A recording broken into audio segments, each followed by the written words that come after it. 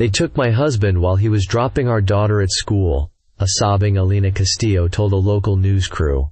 An image of family separation that spurred Jasmine Crockett to directly challenge President Trump's claim of only deporting violent criminals. The video, captured by a single cameraman on a quiet suburban lawn in Oak Cliff, was not slickly produced.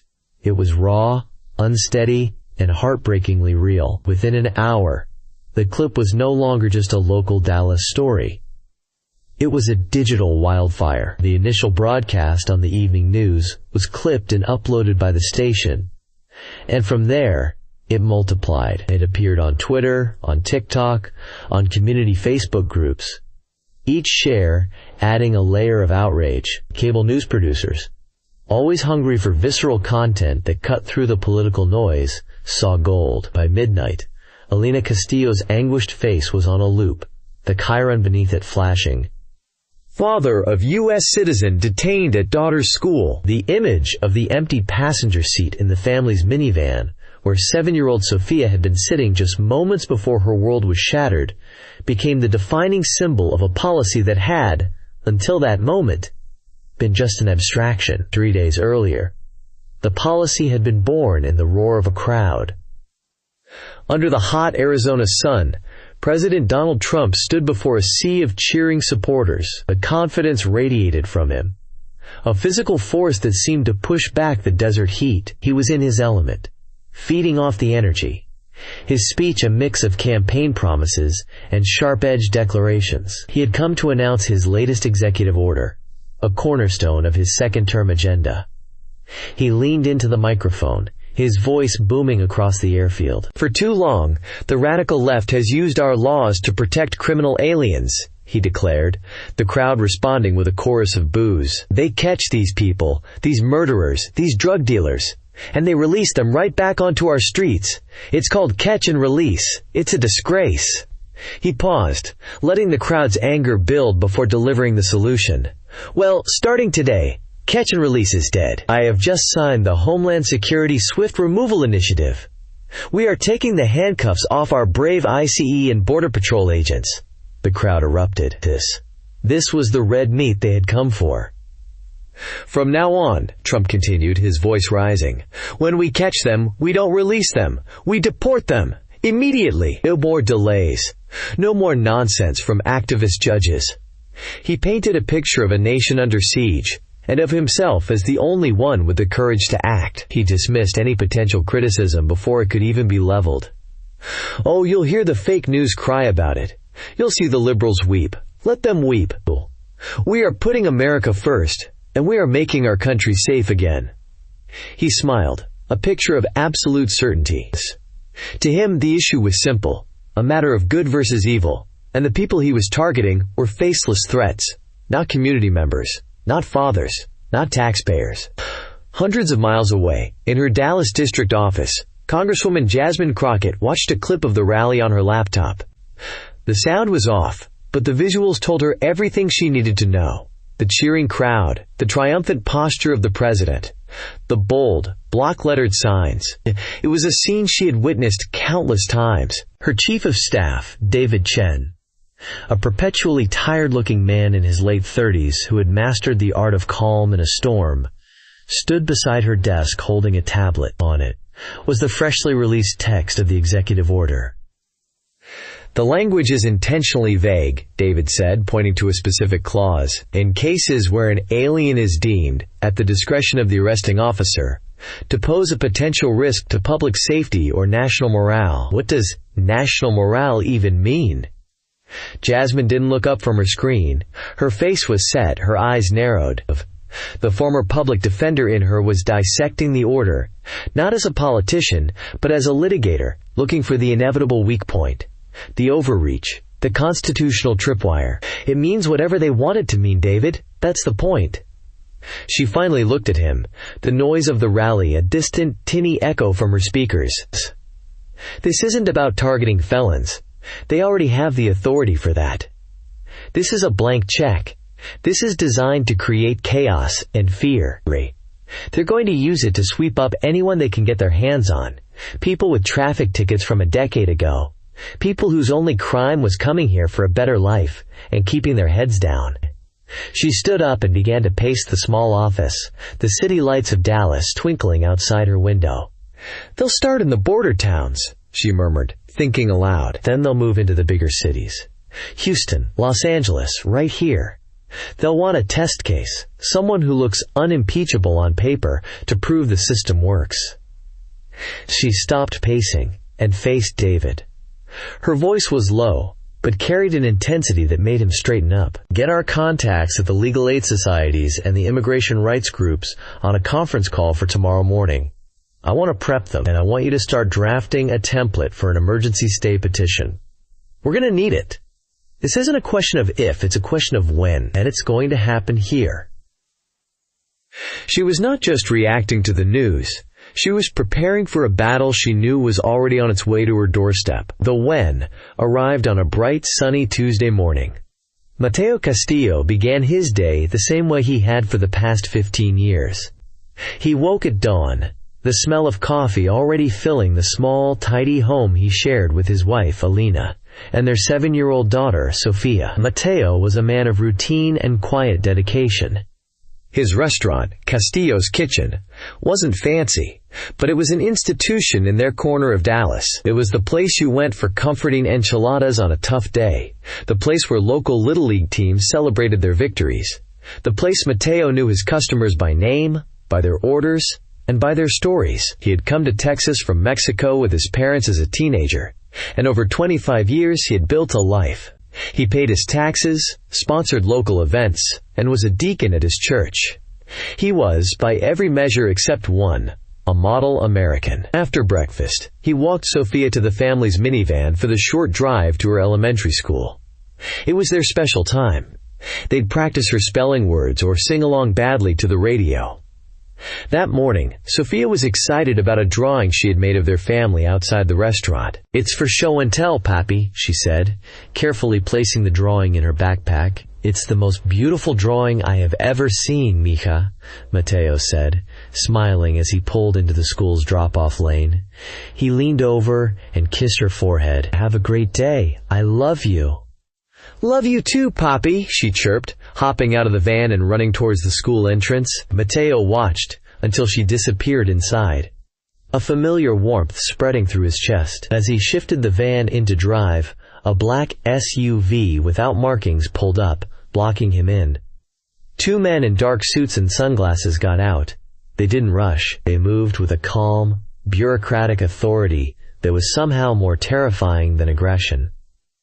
One tapped on Mateo's window. His heart began to pound, a frantic drum against his ribs. He rolled down the window. "Can I help you?" "Are you Mateo Castillo?" the man asked, his tone flat. "Yes," Mateo said, his voice barely a whisper. "We have a warrant for your removal. Please step out of the vehicle." The world seemed to tilt. Warrant? Removal? He thought of Sofia, just inside those school doors. He couldn't make a scene. He couldn't have her see this. "There must be a mistake," he said, his hands gripping the steering wheel. "I have no criminal record. I own a business here." "The warrant is for an immigration violation," the second agent said, opening the driver's side door. "Step out now, sir. We can do this quietly." Mateo thought of Alina. He thought of his employees who depended on him. He thought of the life he had so carefully built. He took a deep breath, his public defender's advice from years ago echoing in his mind. "Don't resist. Say nothing." He got out of the van. They handcuffed him, the cold metal a shock against his skin in the warm morning air. A teacher on yard duty saw the commotion and quickly ushered a few lingering students inside, her face a mask of concern and confusion. Mateo saw her, and he gave a small, pleading shake of his head, a silent request to protect his daughter from the sight. The agents put him in the back of the SUV, and just like that, he was gone. The minivan, with Sofia's backpack still visible on the passenger seat, sat empty in the school drop-off lane. An hour later, Alina Castillo's phone rang. It was the school secretary. Her voice was gentle, but laced with an urgency that made the blood drain from Alina's face. "Mrs. Castillo, there was an incident with your husband's vehicle. Sofia is fine, she's here in the office with me, but you need to come right away." The drive was a blur of terror and confusion. She found Sophia in the principal's office, clutching her show-and-tell drawing, her face streaked with tears. "Mommy, some mean men took Pappy," she whimpered. Alina hugged her daughter tightly, trying to project a calm she was nowhere near feeling. After getting a vague and halting description of events from the school staff, who were just as bewildered, she called Mateo's phone. It went straight to voicemail. She called his brother. She called their lawyer. No one knew anything. Panic began to set in, a cold, suffocating tide. In her desperation, she called the one person she could think of who might get answers. The investigative reporter at the local news station, who had done a feel-good story on Castillo's kitchen last Christmas. That afternoon, the news van was parked on her street. Alina stood on her own front lawn, Sophia clinging to her hand, and told her story. She didn't have to act. The pain was raw, the fear palpable. "He is a good man," she said, her voice breaking. "He works hard. He loves his family. He loves this country. They say they are only taking criminals. My husband is not a criminal. Why did they do this?" The signal reached Jasmine Crockett's office not through an official channel, but through a text message from a community organizer named Elena. The text was simple. A link to the news station's early web report, and the words, "Jasmine, it's happening. Just like you said, they took Mateo Castillo from his daughter's school." Crockett read the text and felt a cold knot form in her stomach. It wasn't triumph at being right. It was the sickening weight of dread confirmed. She walked into David's office, holding out her phone. "They got Mateo Castillo." David's face fell. He knew Mateo. He'd eaten at the restaurant a dozen times. "Oh no, not him. Anyone but him." "They picked him for a reason, David," Crockett said, her voice sharp and focused, the strategist taking over from the shocked friend. "He's well-known, well-liked, no criminal history. If they can get away with taking him, they can get away with taking anyone. It's the test case." She took a deep breath. The time for preparation was over. It was time for action. "Get Alina Castillo on the phone. Tell her who I am and tell her I'm on my way. Find out where they're holding him." It has to be the Dallas field office, on Stemmons Freeway. Alert the media, all of them. Tell them we're holding a press conference outside the facility in 2 hours. "And David," she said, her eyes locking onto his, "that emergency stay, is it ready?" He nodded, already typing furiously on his keyboard. "It's ready. Just need to fill in Mateo's details." "Do it," Crockett commanded, grabbing her suit jacket. "We're not just filing it, we're serving it to them on the evening news." She was already walking out the door, her stride long and purposeful. She wasn't just a congresswoman anymore. She was a public defender again, and her client was in trouble. The drive to the ICE field office was a strange bubble of calm amidst the gathering storm. Jasmine Crockett sat in the back of the car, the city she represented blurring past her window. She wasn't looking at the familiar landmarks, the Reunion Tower, the arches of the Margaret Hunt Hill Bridge. She was seeing faces, the face of Alina Castillo, crumpled in grief on a TV screen, the imagined face of Mateo, a man she knew only by reputation, sitting in a cold, sterile room, his life upended in a matter of minutes, and the face of 7-year-old Sophia, who went to school with a father and would go home without one. This was what the vague language of an executive order looked like when it landed on a real family. It wasn't about paragraphs and subsections. It was about an empty chair at the dinner table. She held the freshly printed emergency state petition in her hands. The legal language was dense, citing precedent and constitutional protections. But the story it told was brutally simple. A man was about to be irrevocably severed from his family, his community, and the only home he had known for a quarter century, without anything resembling due process. Her mind, trained in the trenches of the Bowie County Public Defender's Office, cycled through the legal arguments, the procedural steps, the possible countermoves from the government's lawyers. But her heart was stuck on the school drop-off lane. She had seen cases like this before, but the cold efficiency, the targeting of a man so deeply embedded in his community, felt like a new and more sinister phase. It was a demonstration of power, intended to show that no one was safe. As they neared the facility, a sprawling, featureless building of concrete and tinted glass set back from the highway, the scene came into focus. It was exactly as she had anticipated, only more chaotic. A constellation of news vans, their satellite dishes aimed at the sky, already clogged the entrance. A crowd of about 50 people had gathered on the public sidewalk, a mix of protesters holding handmade signs that read, "Free Mateo," and "Families belong together," and a handful of counter-protesters in red hats, shouting slogans about securing the border. In the middle of it all, looking small and battered by the storm of attention, was Elena Castillo, holding Sophia's hand so tightly her knuckles were white. Crockett's car pulled up, and the moment she stepped out, a swarm of reporters surged forward, microphones and cameras creating a jostling thicket. "Congresswoman, what's your response to this detention? Is the president's order legal? What can you do?"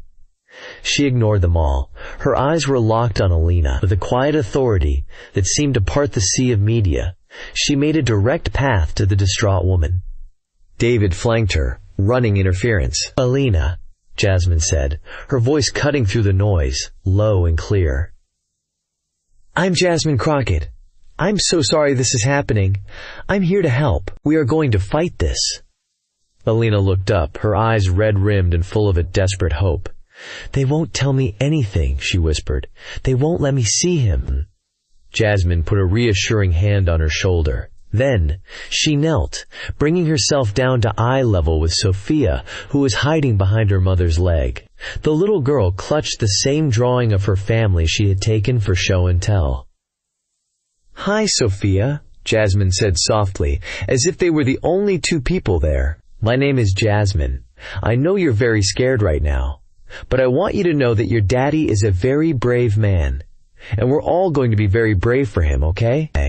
Sophia gave a tiny, hesitant nod, her big brown eyes never leaving Jasmine's face. In that moment, Crockett wasn't a politician scoring points. She was a woman connecting with a terrified child, forging a bond of trust that the cameras captured but couldn't fully comprehend. She stood up and turned to David. "It's time." David nodded and motioned to the reporters, who quickly assembled around a portable podium they had brought her. Jasmine led Elena and Sophia to stand just beside it. She wanted the world to see not just the lawyer, but the family she was fighting for. She stepped up to the microphones, the legal petition still in her hand. The shouting questions died down as she began to speak. "Good afternoon," she started, her voice steady and devoid of hysterics. She was a lawyer in court, not a pundit on TV. "This morning, a member of our Dallas community, Mateo Castillo, was taken into custody by federal agents. He was not arrested on a criminal warrant. He was not charged with a crime. He was detained for deportation while dropping his 7-year-old American daughter off at school." She paused, letting the stark facts sink in. President Trump said his new order was to remove violent criminals. Mateo Castillo owns a beloved local restaurant. He is a deacon at his church. He has paid taxes in this city for over 20 years. His only crime is that he is an immigrant. She held up the document in her hand. "This is an emergency petition for a writ of habeas corpus and a stay of removal. In plain English, it's a request to a federal judge to hit a pause button. It is a demand that the government show cause for why they are holding this man and a plea to stop this deportation before a family is torn apart forever, before our own government makes a U.S. citizen an orphan of the state." As she spoke, the main doors of the ICE facility slid open. A stern-looking man in a crisp suit, flanked by 2 uniformed officers, emerged and walked towards a separate, official-looking podium that had been set up a few yards away. It was Thomas Shaw, the newly appointed Regional Deputy Director for ICE, a man known for his rigid adherence to protocol. He began reading from a prepared statement, his voice a monotone drone that was a stark contrast to the passion in Crockett's.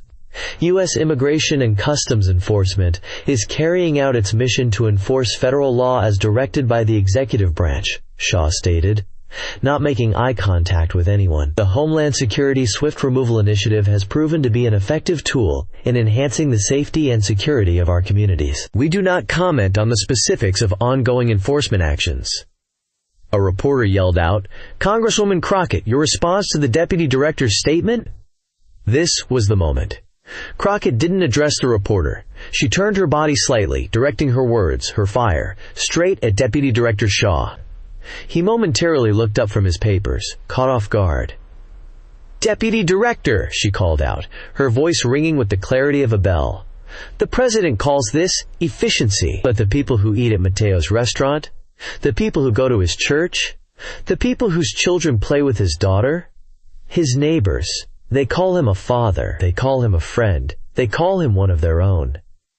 She took a step forward, holding up the legal petition like a shield. "This isn't law and order. This is cruelty as a policy. This is government-sanctioned kidnapping." The phrase hung in the air, electric and sharp. Shaw's face tightened. He looked flustered, unprepared for a direct confrontation. The reporters scribbled furiously, their cameras zooming in on Crockett's determined face. "We are filing this petition right now with the clerk of the Northern District of Texas," she announced, her voice rising with controlled fury.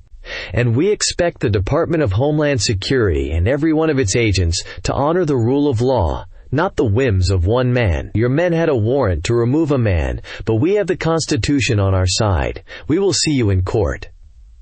Without waiting for another question, she lowered the microphone. She turned, took a stunned Alina's hand, and gently guided her and Sophia away from the chaotic scrum of reporters. She didn't look back. She had drawn the battle line, not on Twitter or in a committee room, but on the concrete plaza of the very building where a family's fate hung in the balance. The fallout was instantaneous. The clip of the press conference didn't just go viral, it detonated. The phrase, "Government-Sanctioned Kidnapping," was on every news channel, in every headline, on every blog. It was a perfect soundbite. Emotional, legally provocative, and easy to understand. On Fox News, commentators decried her rhetoric as dangerous and irresponsible, accusing her of inciting hatred against law enforcement. On MSNBC and CNN, legal analysts parsed her every word, with most agreeing that while incendiary, her language was a powerful framing of the human stakes. Split-screen debates raged, pitting former prosecutors against immigration hardliners. The White House was forced to respond. At the daily briefing, the press secretary stood at the podium and delivered a dismissive statement. "Congresswoman Crockett is engaging in the kind of dangerous theatrics we've come to expect from the radical left," she said coolly. "The president is committed to enforcing our laws and keeping America safe, and he will not be deterred by political stunts from a freshman congresswoman looking for a headline." But the headline was already out there, and it wasn't going away. The story was no longer just about Mateo Castillo, it was about Jasmine Crockett's stand. Later that night, the adrenaline that had fueled her through the day finally drained away, leaving a deep, bone-weary exhaustion in its place. Jasmine was back in her quiet, modestly furnished apartment in Dallas. She had muted the television, unable to watch another second of her own face being debated and dissected. The only sound was the incessant, angry buzzing of her personal cell phone on the coffee table. She picked it up. The screen was a toxic waterfall. Hundreds of new emails, texts, and social media notifications. She scrolled through them, her thumb moving numbly over the screen. The hatred was a physical force. Racist slurs, misogynistic threats, photoshopped images of her in a coffin. "Traitor," one email subject line screamed. "We know where your mother lives," a tweet threatened at him. Another message contained a photo of her apartment building, taken from the street below. The message was simple: "We see you." She felt a tremor of fear, a cold knot tightening in her gut. This was the part of the job they didn't show on TV. The ugly, venomous backlash that came with challenging power. She tossed the phone onto the couch as if it were burning her hand and rubbed her temples, trying to block out the venom. She needed to hear a friendly voice. She dialed her mother. "Jasmine, baby," her mother's warm, worried voice came through the line. "I saw you on the news. Lord, you were magnificent. You stood up there like Daniel in the lion's den. I am so proud of you." Jasmine smiled, a genuine, tired smile. "Thanks, Mama." "But baby," her mother's tone shifted, the pride edged with deep anxiety. "Are you being careful? The things people are saying online, it's terrifying. Do you have security?" "I'm fine, Mama, I promise," Jasmine said, trying to keep her voice light. "David has already coordinated with the Capitol Police. They're sending a detail to sit outside. It's just part of the job, you know that." "I know, but I still worry. A mother always worries." There was a pause. "You look tired, Jasmine." "I am tired," she admitted, the words coming out as a heavy sigh. She sank deeper into her couch, the weight of the day pressing down on her. I can't get that little girl's face out of my head, Mama. Sophia, she was just holding her drawing, trying to be so brave. No child should have to see what she saw today. No matter what the politics are, it's just wrong. The fight wasn't about an executive order or a legal principle anymore. It was about a 7-year-old girl with a crayon drawing of her family. Grounding herself in that simple, human truth, Jasmine knew that despite the threats, despite the exhaustion, this was a fight she had to see through to the end. She hung up the phone, the silence of the apartment feeling heavier than before, and stared out the window at the city lights, wondering what the next day's battle would bring. The days that followed the press conference were a tense, exhausting blur. The legal fight moved from the public plaza to the hushed halls of the federal courthouse. Crockett's office became a round-the-clock command center, coordinating with the pro bono legal team from a local civil rights organization that had taken on Mateo's case. Every motion filed by the government lawyers was met with a counter-motion. Every legal challenge was fought with meticulous research and fierce determination. The news cycle churned on, but the narrative had settled into a predictable, partisan trench warfare. To half the country, Jasmine Crockett was a hero fighting for the soul of America. To the other half, she was a demagogue undermining the rule of law. The stalemate was suffocating. She knew they needed something to break it open, a voice that couldn't be so easily dismissed as radical left. The voice came from an unexpected place, the rolling, sun-drenched landscape of the Texas Hill Country. From his quiet retirement home, Harrison Meade, a retired federal judge from the U.S. Court of Appeals for the Fifth Circuit, had been watching the events unfold with growing alarm. Appointed to the bench by President George H.W. Bush, Judge Meade was a pillar of the conservative legal establishment, a man known for his sharp intellect, his unwavering belief in judicial restraint, and his deep reverence for the Constitution. He was no fan of democratic politics, but what he was witnessing disturbed him to his core. It wasn't about politics. It was about the dangerous erosion of process. He saw the president's swift removal initiative not as a tool for security, but as a cudgel against the bedrock principle of due process. The idea that a single law enforcement officer could, at their own discretion, trigger the permanent removal of a person without meaningful judicial review was, to him, anathema to American law. So he did what he had done his entire life when faced with a complex legal question. He wrote. He didn't call a news conference or appear on television. He penned a 900-word op-ed and sent it to the Wall Street Journal, titled, "Efficiency is not a substitute for due process." His piece was a masterclass in dispassionate legal reasoning. He methodically dismantled the executive order, not on emotional grounds, but on constitutional ones. He argued it was a flagrant violation of the separation of powers and a dangerous precedent that future presidents of any party could exploit. And then, in his penultimate paragraph, he brought it home. "We need not speculate about the potential for abuse of this order," he wrote. "We see it already in cases like that of Mateo Castillo in Dallas, a man with deep community ties and no criminal history. A father to an American child, was swept up in a net designed, we were told, for violent felons. When the law allows for such outcomes, the law is flawed." Congresswoman Crockett's rhetoric may be heated, but her fundamental legal objection is sound. The government must be forced to make its case in a court of law, not through administrative fiat on a school sidewalk. The op-ed landed like a thunderclap. The White House could not dismiss Judge Harrison Meade as a socialist or a Democrat operative. He was one of their own, a revered figure whose conservative credentials were unimpeachable. The op-ed gave political cover to Republicans who had been privately uneasy about the president's order. The conversation shifted overnight. It was no longer a simple partisan food fight. It was a serious, national debate about the limits of presidential power. 3 days later, the dam broke. A federal judge, a Trump appointee no less, granted the emergency stay of removal for Mateo Castillo. The ruling was narrow, citing the serious constitutional questions raised by the petitioner and referencing Judge Meade's op-ed. Mateo could not be deported, at least not yet. It was a monumental victory. That evening, Jasmine Crockett was invited for a live, one-on-one interview on a major national news program. The host, known for his tough questions, was ready for a fight. But Jasmine didn't give him one. She was calm, composed, and in complete command. After answering a few questions about the legal details, she looked directly into the camera, knowing millions of Americans were watching. "I want to thank Judge Meade for his courage," she began.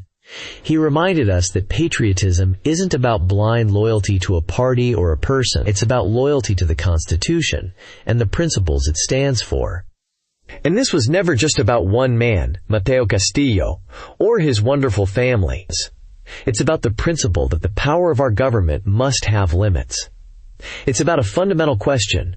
Are we a nation of laws, or are we a nation of men? A government that can take a father from his daughter at school without a proper public hearing in a court of law is a government that has grown too powerful, and that is a threat to the liberty of every single one of us, regardless of who we voted for.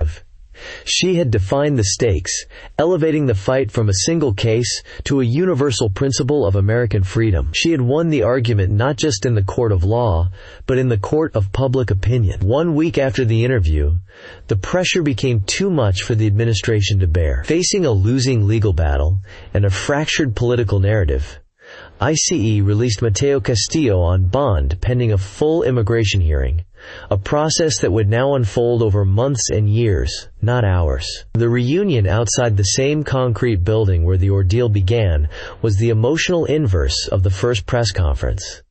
There was no anger, only tears of joy. Mateo, looking thinner and tired, but with an unbreakable light in his eyes, walked out of the tinted glass doors and into the arms of his wife. He knelt and hugged Sophia, burying his face in her hair as she sobbed, "Papi, you came back!" The small crowd of supporters and neighbors erupted in cheers. Mateo, with Alina and Jasmine Crockett by his side, spoke briefly to the reporters. His voice was thick with emotion. "I just want to thank God," he said, "and my wife, my family, for being so strong. Thank you to this community, our friends, our customers, everyone who prayed for us and stood with us.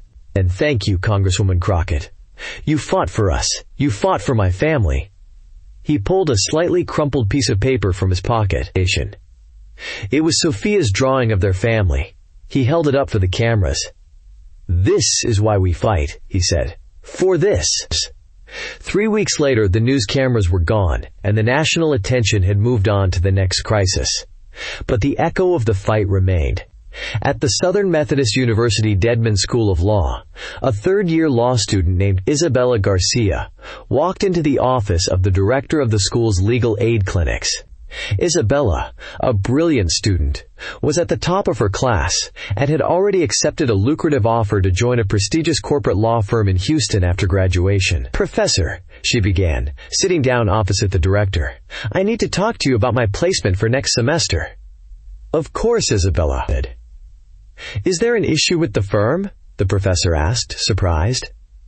"No, the firm is great," she replied, shaking her head. "The issue is with me. I've been following the Mateo Castillo case. My family. We know families like the Castillos. I watched everything. I watched that first video of his wife. And I watched Congresswoman Crockett at that press conference. And then I read Judge Meade's op-ed." She took a deep breath, her voice filled with a newfound conviction. "I was going to go into corporate law, make a lot of money, make my parents proud. But after seeing what happened, and seeing how one lawyer, one congresswoman who remembered she was a lawyer first, could stand up and change everything, I can't go to Houston. The professor leaned forward, intrigued. What do you want to do, Isabella? I'm turning down the firm, she said, a look of absolute certainty on her face. I want to work here, in the clinic. I want to do immigration law. I want to fight for families like theirs. I want to be the person who shows up when they have nowhere else to turn. The professor smiled, a deep, knowing smile. The fight for Mateo Castillo was over.